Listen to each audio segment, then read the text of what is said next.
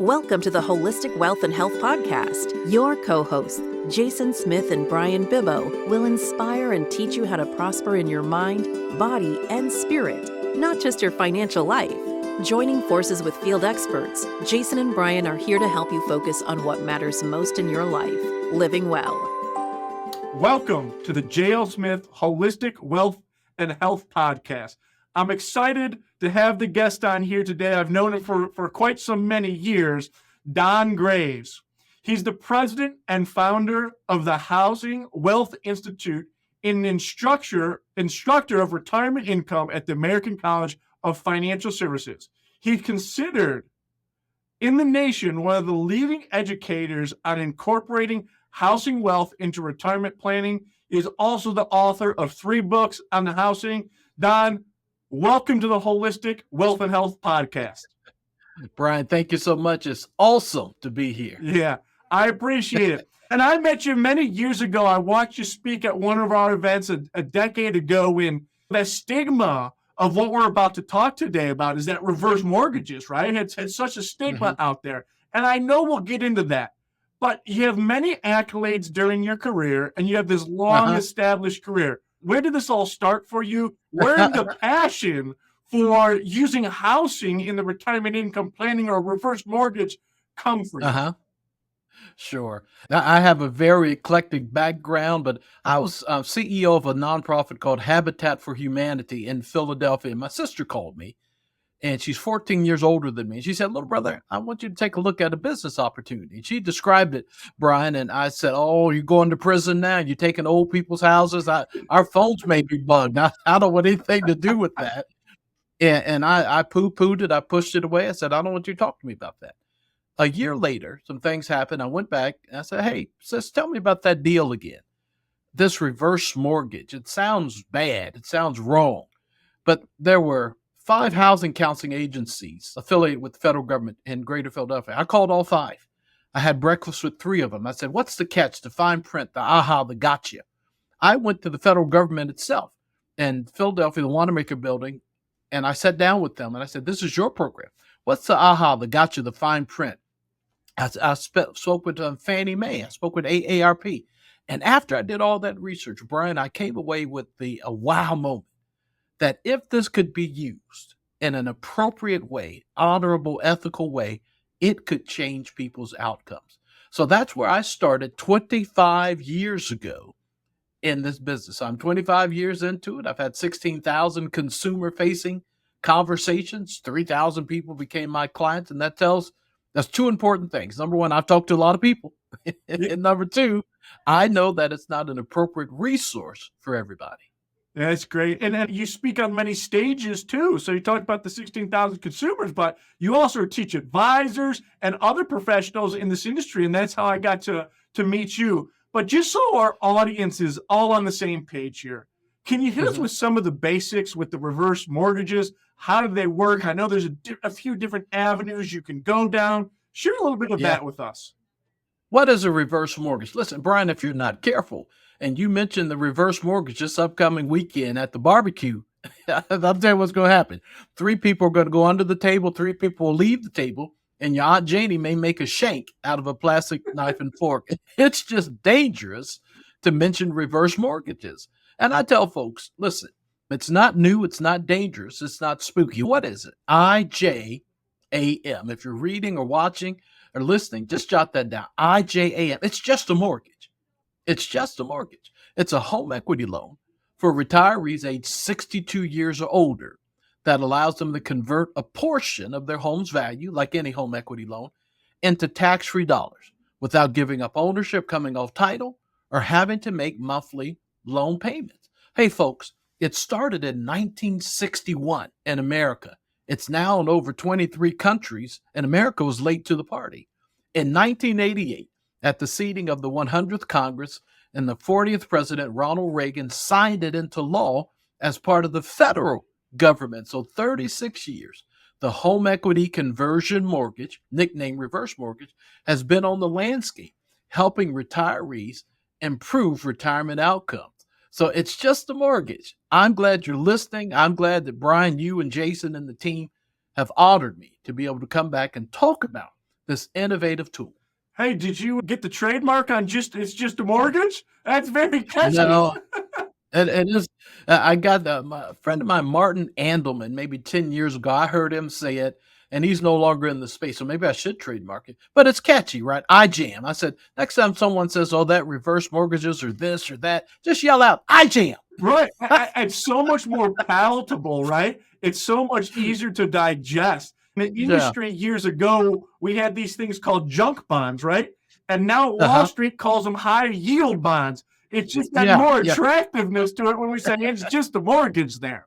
Yeah, no, absolutely. But yeah, so the one thing I was going to say is there is that stigma that we mentioned about these reverse mortgages and how they're looked at.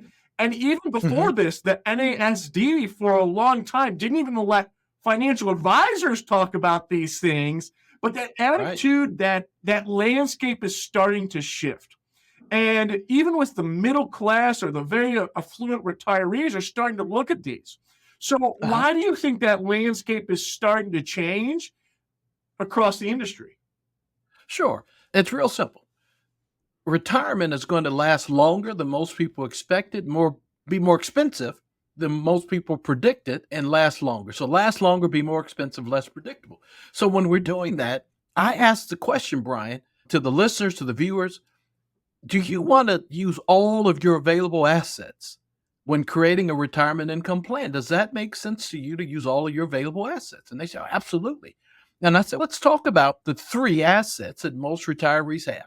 Number one, they have their income bucket, Social Security, pension, maybe employment. Number two, they've got their investment bucket, IRAs, 401ks, Hippo, spiders, Bitcoins, everything in that bucket. Or they have their insurance bucket, fixed and variable annuities, whole and term life insurance, these things. And I said, now you've got these three buckets, income, investments, insurance, but you've got some things that are going to come and draw from those buckets. I call those the 4 E's.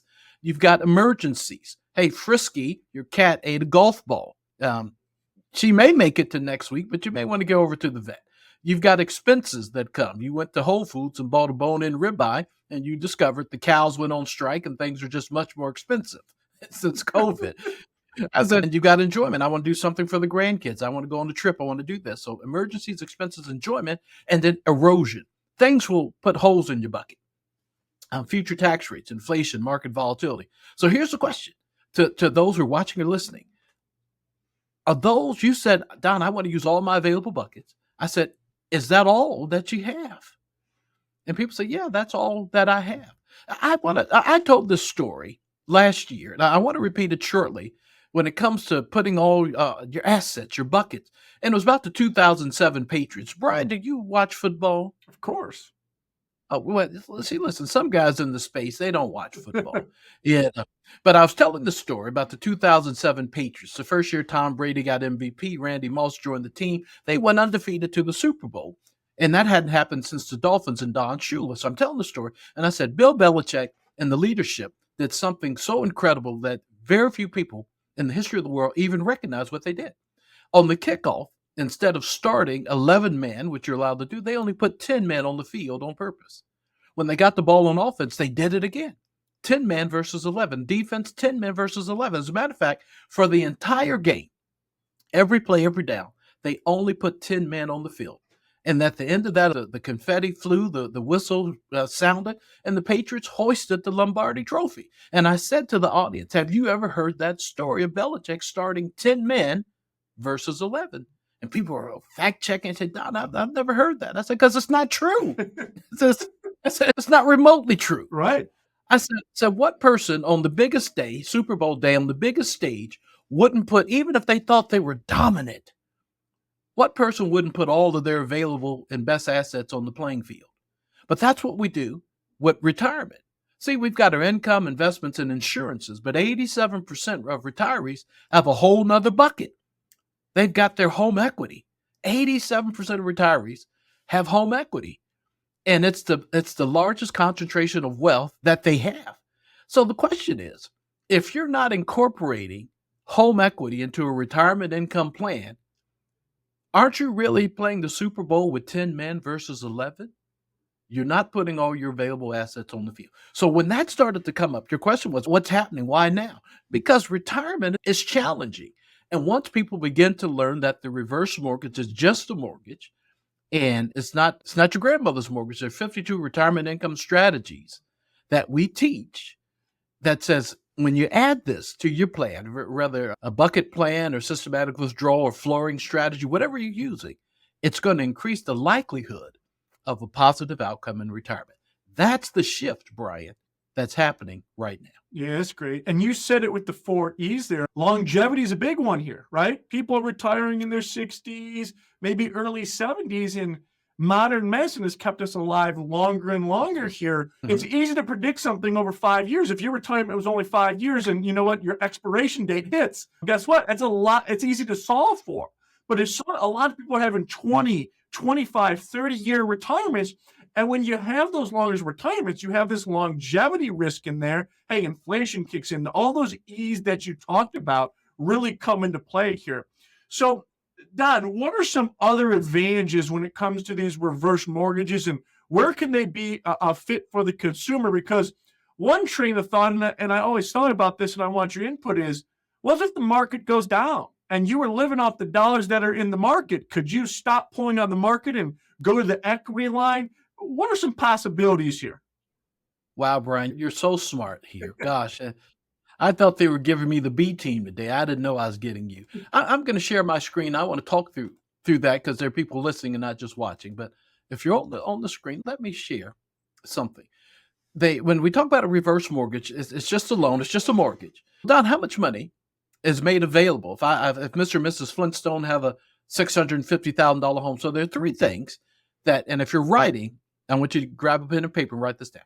So there are three things that the federal government looks at to determine the benefit amount of the reverse mortgage. Here are the three criteria. Number one, the age of the youngest borrower. Someone has to be age 62. The other person only has to be age 18, except for in Texas, you have to be 62. Now, Alabama petitioned for 14, but Congress shut that down. Someone's got to be age 62. Number two, is based off the value of your home. And number three, the future projected interest rate. That's called the expected interest rate, the expected interest rate. Based off of these three things, a certain amount of money is made available, and that's called the net benefit amount. Now, underneath the base of the triangle, very important, any outstanding loans have to be paid off from the reverse mortgage, and what's left, folks, is called a line of credit. Now, this is what, Brian, you mentioned earlier, some of the angst and consternation with the regulators early in this program. Now, remember, I've been around 25 years, so I've seen a lot of things. Age, value of the home, interest rate gives you a benefit amount, subtract what you owe, and you get a line of credit. Now, look, folks, on the screen that you all are watching, I'm putting on the screen some projections for a line of credit. So what you see here, Brian, is a 65-year-old in a $600,000 home is eligible for a beginning line of credit of about $179,000. You see that? Now, these figures change. That was from October 2023, and there's more money available today. But notice, here's the most important part, that a reverse mortgage line of credit, folks, write this down. It's a GLOC, a growing line of credit, a Glock, not a weapon. Now, my family's from Kentucky. Every time I say that, someone wants to go out shooting. I said, no, it's not that type of weapon. It is a financial weapon. So, Brian, and those who are listening, the reverse mortgage, and this is what got NASD that morphed into Financial Regulatory Authority, FINRA, to change their position on reverse mortgages when they understood this, that the reverse mortgage started at $179,000, but the unused portion 20 years later, Brian, what has it grown to? It's continuing to grow. 20 years later, was a 1.314 million? Well, 20 years later, it's 778,000. So it started at 179. Now it's at 778, and 30 years later, it's at $1.6 million. I did a proposal the other day. It got up to $10 million, and people said, Don, that's impossible. I said, no, this is a document of the United States Department of Housing and Urban Development. We have to put this stuff in writing. And the point is, the reverse mortgage line of credit, the growing line of credit, became the basis, the undergirding for all financial planning strategies. And it's what caused FINRA to change their position on reverse mortgages. Their position was only use reverse mortgages as a last resort until Dr. Barry Sachs and his brother, Dr. Stephen Sachs, and I was on the task force with them at the American College. They went and they said, why do you say that? And when they looked at it, they said, wow, they removed that language. They removed that language. And now the financial planning component comes into reverse mortgages. Now, I know J.L. Smith, and I got Jason's book. It's all written up over here. And you were doing the bucket plan. I love that. When I read it, and I said, man, this is good. I said, because most people, if you don't have a plan, you have what I call the luck it plan. I hope it works out. Good luck. And then if you get with your guys, you have the bucket plan. And then I said to Jason, but folks who just give up altogether, I said, I wish I could find something that Bryan would luck it and bucket for folks who just want to give up entirely. But I couldn't find. So I called it the forget it plan. So anyway. Exactly right. And I always say the joke to people, I go, if you don't have a tax plan, whose tax plan do you have? You have the IRS's plan. Is that going to maximize or minimize taxes, right? That's right. And now for your viewers, your listeners, the reverse mortgage, you take Mr. and Mrs. Flintstone's house, or you take your home. Age, the older you are, the more money you get, the value of the home, and expected interest rate, and there's a certain amount of money made available to you. Now, what can you do with those dollars? I'm going to go back to the screen, and I hadn't shown this in a while, but this was what I shared with Jason and those folks, with those who are doing my favorite form of planning is bucket planning.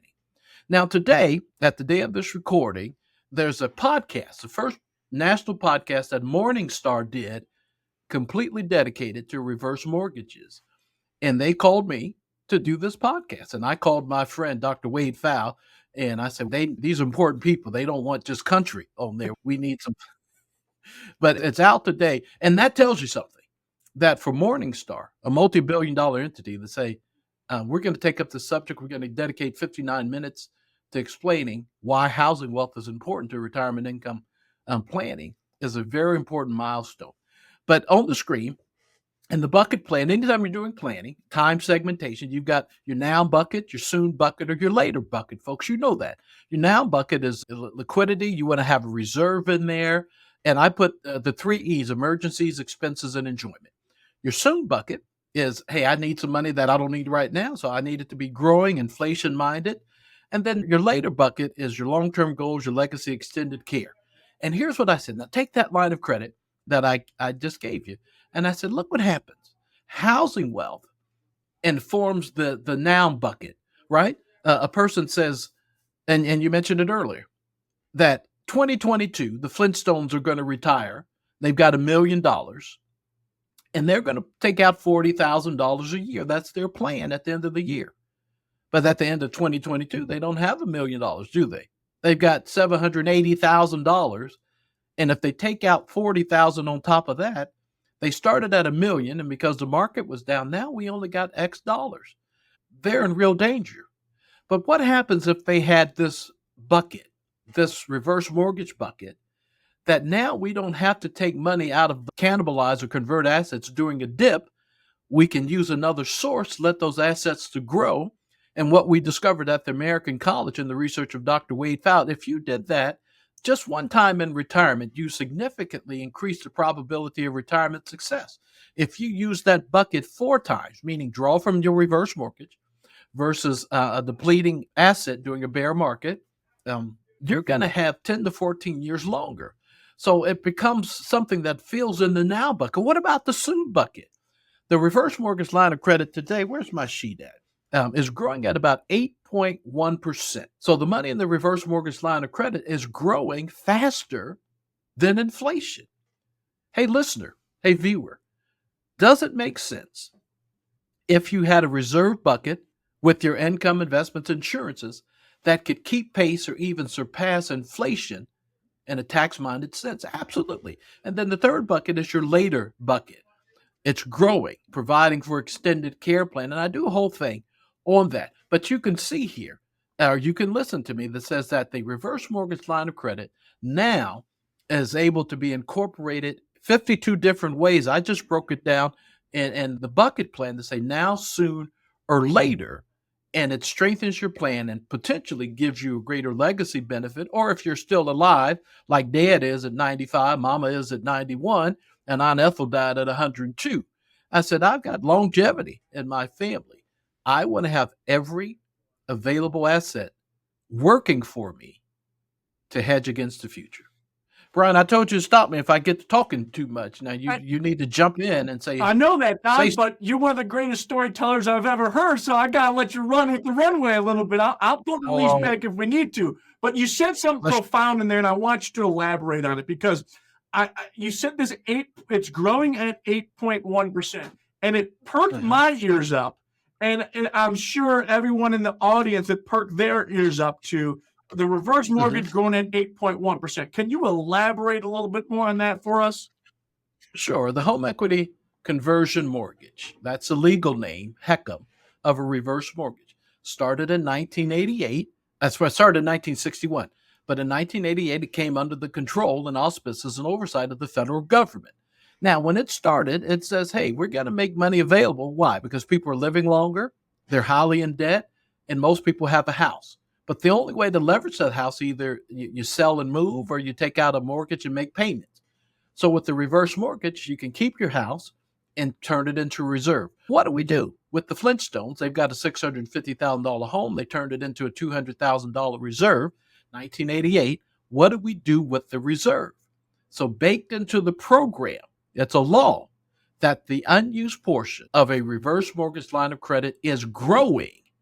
Currently at the 1-year Treasury bill plus 3% as the lender's margin and HUD's MIP. So the 1-year Treasury today is 5.1, and we add 3 to that gives you 8.1. That changes every week, but this is very powerful, folks.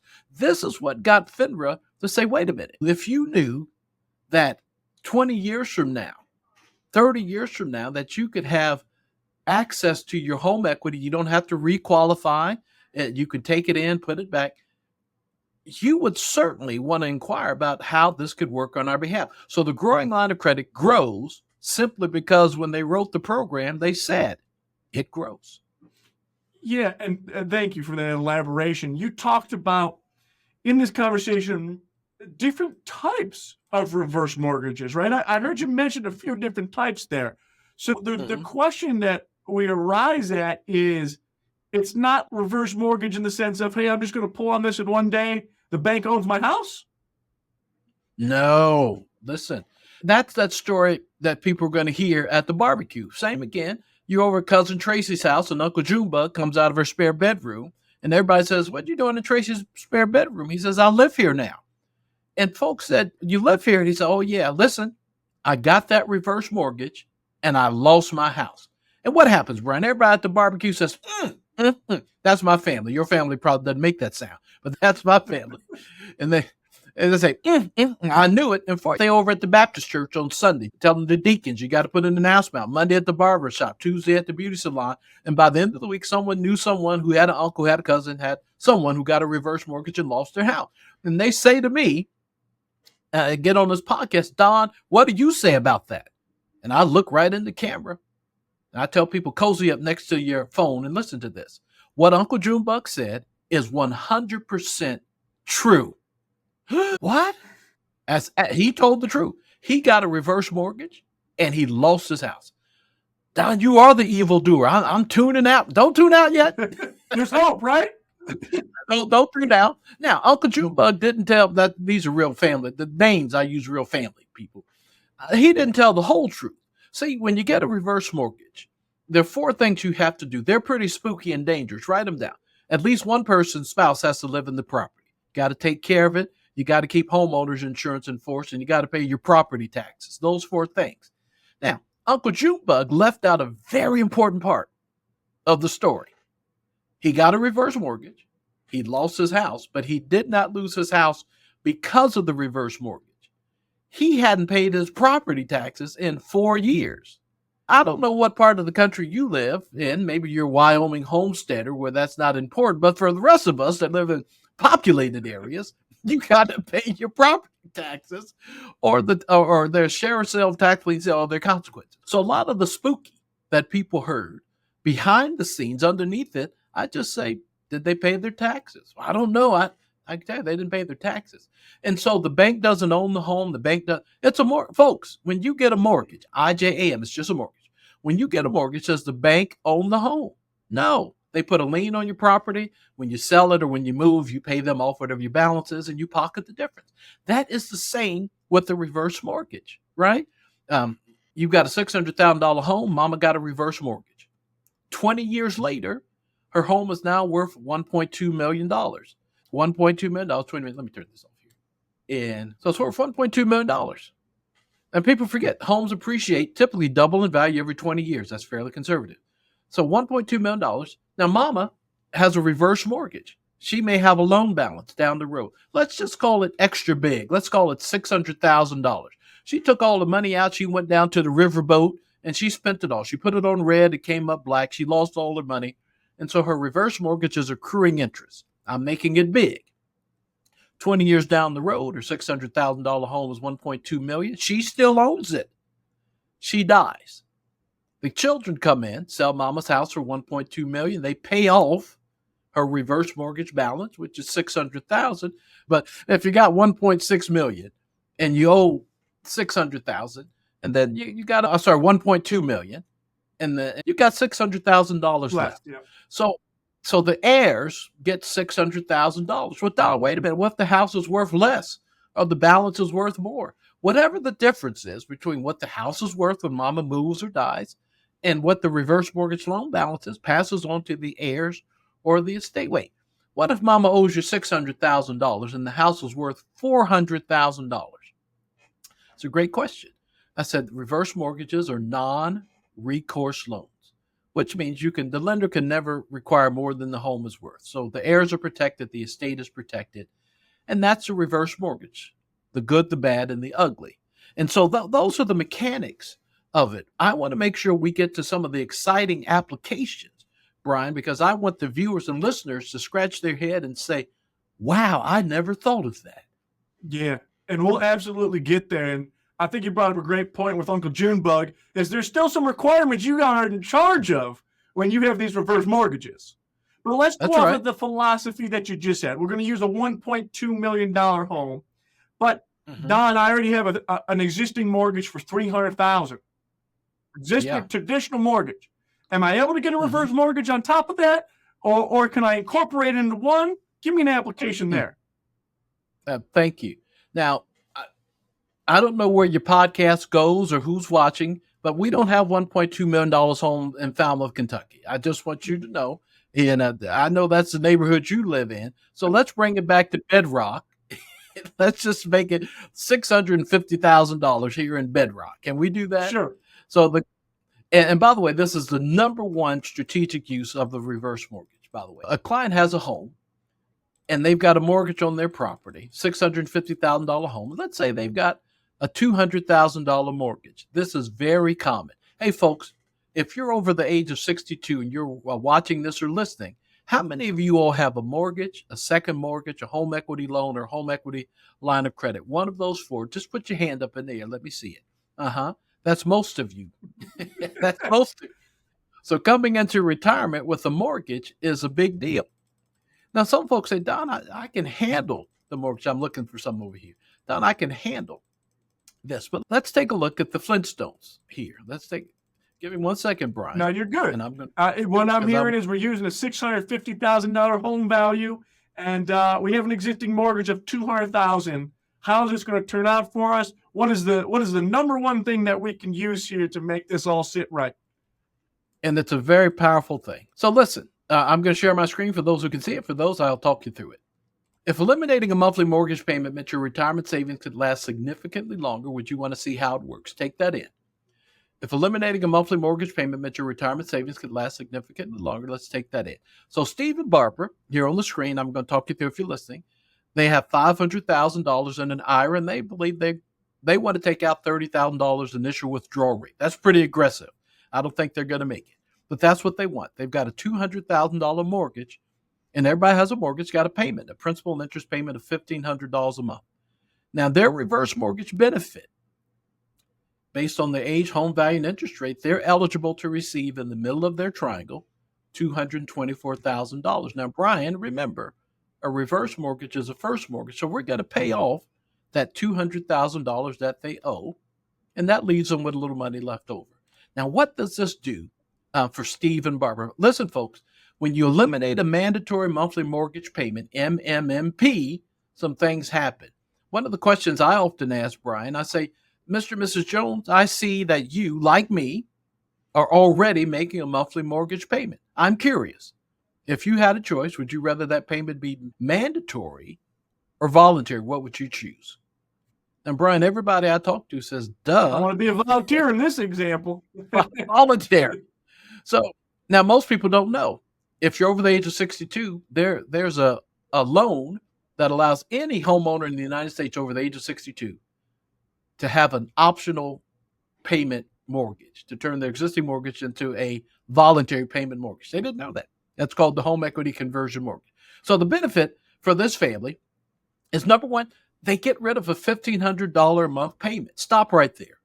If you're watching or listening and all of a sudden you don't have to spend $1,500 a month, what does that do for you?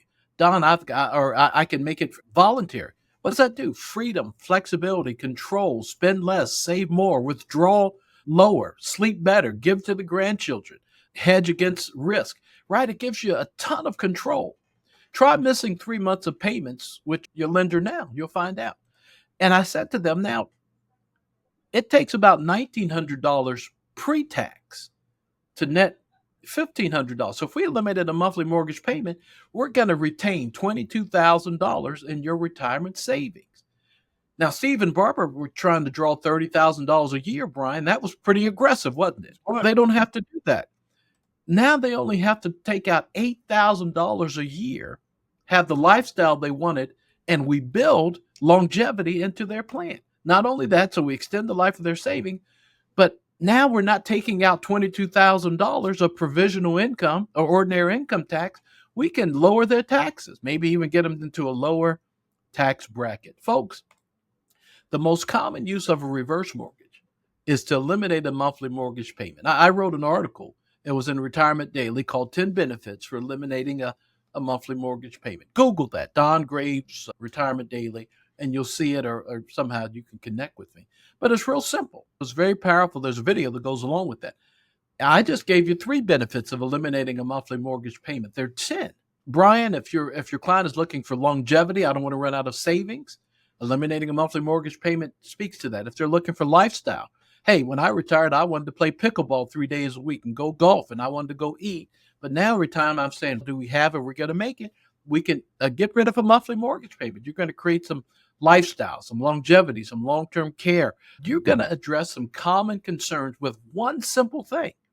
Get rid of your monthly mortgage payment, which a ton of people have. So that's one common strategy, probably the most common. But Don, you also said there are other strategies. Could you give me maybe 2 or 3? Sure. And I get a phone call from a financial advisor, a large company. Says, I've got Mr. Bigwig. That's not his real name. I made that up.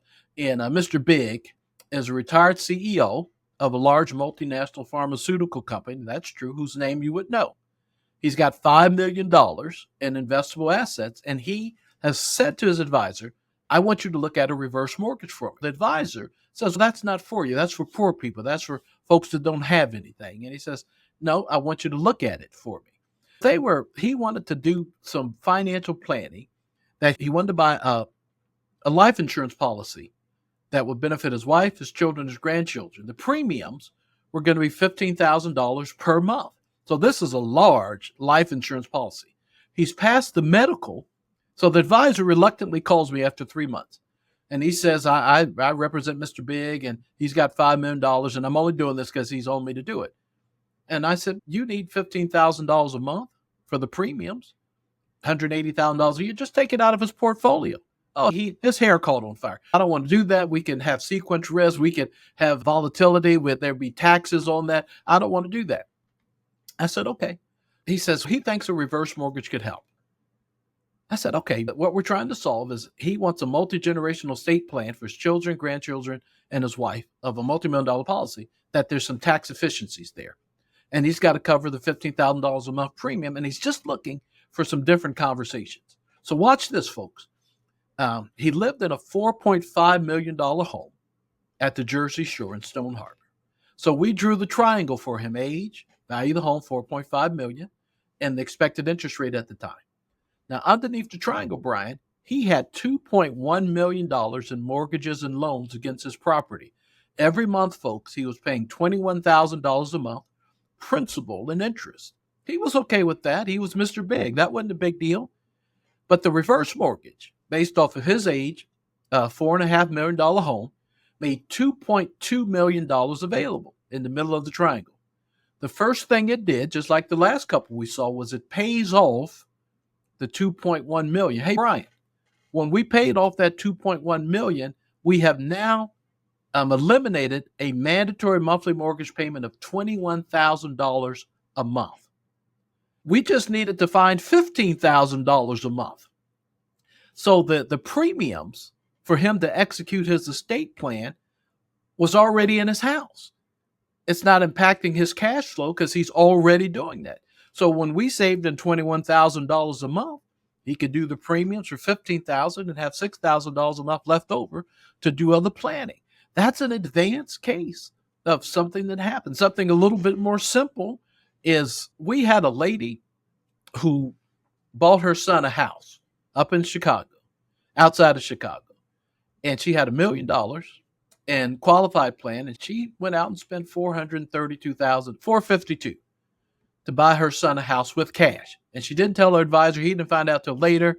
And he called her, "Oh, Margaret, oh gosh." She says, "I've done it. It's my only child. I did it. I'm happy." He couldn't afford a mortgage. I didn't want one. So she did some gifting, but he said the taxes on the 452, it may be more like 600, 650. Margaret, you're going to cannibalize your portfolio. It's going to go from 100,000 to 350, 400. She said, "I don't care. That's my son. I love it. I don't care." She didn't know the consequence that she's going to have to give up some lifestyle. So he's running all around. What can I do? He's calling some buddies, and someone in the study group said, maybe a reverse mortgage. His hair caught on fire. "No, that's not for my client. That's for poor people who are rubbing two nickels together to start a fire, eat their last meal. That's not for my people." And he said, "Just see what Don can say." So they called me. "Hey, folks, I drew the triangle. Mm-hmm. Age of the youngest borrower, value of the house, current interest rate." And I said to him, "I've got good news and bad news." He says, "What's the bad news?" I said, "The bad news is I cannot recoup $452,000. He says, "What's the good news?" "I can recoup $438,000. She's going to have a tax bill of $14,000. I know that's a pain point, but I think she can absorb that." So we did the reverse mortgage for that lady within 60 days, 56 days, because that's how long she had after taking out a qualified plan for taxes were going to hit. So we replenished $438,000, got her back up to a sustainable level. Her son still had the house, and everybody went off free and happy. And there are 52 strategies. Here, my newest book here, Eliminate a Monthly Mortgage Payment. Purchasing a home with a reverse mortgage. Now, really, Brian, if I went into buying a home with the reverse mortgage, people would just lose their mind. The FCC would shut down this podcast because it's so ridiculous that most people don't know. You can buy your next home using a reverse mortgage. And I did an article with a guy at the American College. He won a prize for this. And I said, we take a person from an $800,000 home, move them to a $500,000 home, and left them with about $550,000 left over in cash to put back into their retirement savings. That's called the reverse repurchase. That started as part of the Homeowners Economic and Recovery Act, HERA, of 2008. That's the newest type of reverse mortgage. The one I mentioned before, the jumbo reverse mortgage, that goes up to home values of $10 million. That's how we were able to do those big numbers. And there's the standard home equity conversion mortgage. So those are your three primary types: your standard HECM, your jumbo, and then your reverse repurchase that allows you to buy your next home and actually just reimagine what retirement would be like. I tell folks, what if you can move to your next, last, and best home, increase your cash flow, reduce your expenses, and add $2, $3, $4, $5, $800,000 we did the other day back to your retirement savings? Would you want to see how it works? And folks, this is beyond the 60-second commercial on television. We've gone beyond that now. Bryan and Jason are bringing to you something that is absolutely shaping the retirement planning conversation, creating a backup reserve to fund all parts of your retirement, buying a house, eliminating a monthly mortgage payment. My latest article was 7 benefits or 7 ways reverse mortgages help Social Security planning. And make sure you get that. I'll put a link in there. That'd be great. But I did that. Ed Slott and his folks and Heather Schreiber, I wrote a short article for them, and then I expanded it. And Heather came on, and she's the Social Security guru, and she loved it. She said, Don, I had no idea that incorporating a reverse mortgage could do these 7 things for Social Security planning. Don, there's a lot of education you shared with us. A few last things here is if they want to find out more information besides the articles you mentioned, pause the podcast, go back 10 seconds, write down those articles, get a hold of Don's book, but anywhere else they can learn about reverse mortgages from you. Sure. Let me give you folks 2 educational places. Write this down, folks. I created a master class. It's me talking and going through soup to nuts. www.housingwealthmasterclass.com. Real simple. www.housingwealthmasterclass.com. Go there, watch it, stop, pause, rewind, watch this, and I cover soup to nuts. So certainly go there. And if you say, Don, how do I get in touch with you? AskDonGraves.com. www.askdongraves.com. That'll get you to me. We can connect if you've got some questions. But those 2 resources, listen, folks, get the education. Get the education that the Book of Life says people perish because of lack of knowledge. And I said, make sure you get all your good education. Don't be saying wrong things at the barbecue coming up. And remember, if someone says reverse mortgages, that took Mr. Johnny's house. Just scream at him. I jam. Yep. And sometimes, you know what? Get all the facts of the story so your Uncle Junebug doesn't tell you the wrong thing, right? He gave you 90% of the story, but the most important caveat, he didn't pay the real estate taxes, as we talked about before. Hey, listen, nobody's going to say that. I had a fight with someone at Philadelphia City Council. I said, no one's lost their house to reverse mortgages. I was at a conference. This guy pops up in front row. He says, I'm so-and-so Philadelphia City Council. Every week we got people losing their house to reverse mortgage. I screamed back. Not a single person has lost their house because of reverse mortgage. He screamed back. I said, they didn't pay their taxes. And I said, the city of Philadelphia issued a notice of foreclosure and sheriff's sale. We had nothing to do with that. He said, that's not true, blah, blah, blah, blah, blah. I said, you're going to owe me an apology, and I want you to call me. Here's my card. He called me. He called 4 days later, and he says, Don, 17 members of Philadelphia City Council. I went, I investigated these reverse mortgage complaints. Not a single homeowner, not one, had paid their taxes. Yep. He says, I apologize. Not only did he apologize, he says, I want to have you come down to the Grand Rotunda, Philadelphia City Hall, a famous building, and I want you to do a workshop on what we may not know about reverse mortgages for the City of Philadelphia City Council. And so people just say things. They don't know. They hear stories. You don't know what happened to your neighbor. You said, oh, the kids didn't get the house. Exactly. And I always say when you hear horror stories, I ask 3 questions. Why did Mr. Jones and Mr. Jones get a reverse mortgage to begin with? What did they do with the money? How come they didn't tell their children? I said, you don't know any of these things. And I'm sorry, but there's a reason, there's a purpose, there's a strategy. Now, we're not talking about that. The J.L. Smith audience, the J.L. Smith client is a more sophisticated borrower. I tell folks that the majority of my clients don't need a reverse mortgage. I said, I don't need air conditioning in Arizona. I don't need to get my teeth cleaned from the dentist. I don't need, it's a lot of things. Now, I want it once I discover what it can do. So if you knew that I could have a bucket that during a down market, I don't have to draw from assets and convert or cannibalize them and lock in the loss, but I can have a whole different bucket that's growing at 8% that could surpass $1 million and make sure my retirement, I have peace of mind. You would want to know about that. So I think J.L. Smith, Bryan, I thank you for taking people beyond the 60-second commercial to begin learning about holistic, comprehensive retirement income planning, incorporating all of their available resources, their income bucket, insurance, investments, and their housing wealth bucket. Exactly. Don, it was a pleasure having you, but one last thing for you. If you had one message to leave to the world, what would that message be? Wow. A financial message or just a message? Whatever your heart tells you, Don. My heart tells me, make sure you get plugged into a source that's greater than you. Because if you're plugged into the source, then you'll always have the resource. I love it. I love it, Don. It was a pleasure having you.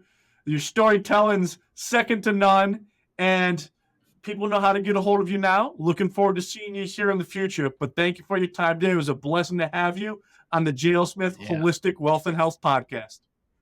Thanks, Bryan. Thank you for listening to the Holistic Wealth and Health Podcast. We hope we inspired you to make changes so you can live your best life. If you want to find out more about what we do, or if you want to have a holistic wealth and health financial plan, please call 456-833-7000. Please subscribe to the podcast and share it widely with your friends and family. Financial planning and advisory services are offered through Prosperity Capital Advisors, PCA, an SEC-registered investment advisor with its principal place of business in the state of Ohio. J.L. Smith Holistic Wealth Management and PCA are separate, non-affiliated entities. PCA does not provide tax or legal advice. Insurance and tax services offered through J.L. Smith Holistic Wealth Management are not affiliated with PCA. Information received from this podcast should not be viewed as individual investment advice. Product discussions and illustrations are hypothetical in nature and will vary based on many factors, including, but not limited to, age, health, product, insurance carrier, and product design. You should consult the insurance carrier website and policy for detailed information. For information pertaining to the registration status of PCA, please contact the firm or refer to the investment advisor public disclosure website, www.advisorinfo.sec.gov. For additional information about PCA, including fees and services, send for our disclosure statement as set forth on Form ADV from PCA using the contact information herein. Please read the disclosure statement carefully before you invest or send money.